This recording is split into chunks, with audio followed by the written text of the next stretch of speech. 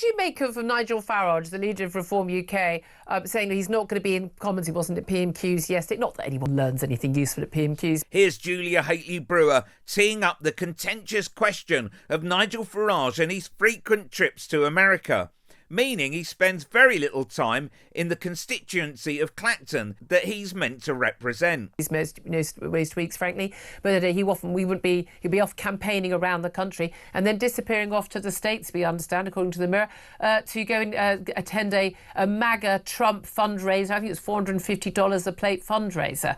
I mean, he's off fundraising in America. Do you think that's just with a fingers crossed bid to try and get some of that money back?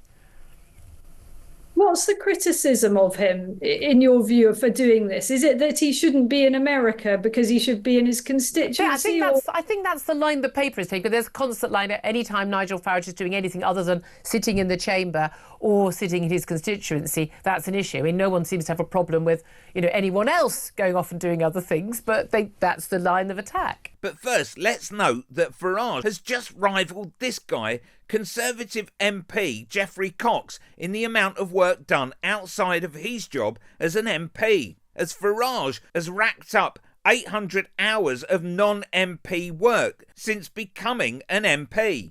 Anyway, let's hear Reform groupie Oakeshott doing her best to excuse Farage's non-MP work, even trying to turn it into a positive. Yeah, I mean, it's not as if those who voted for Nigel Farage in Clacton didn't know that he has pretty strong ties and interests in America. He's not hiding that fact. It's part of who he is and what he does. And it's useful to the UK that we have an elected representative in Nigel Farage who has these very, very strong links with the Republican Party, and if not always a hotline to Donald Trump because the president is rather busy.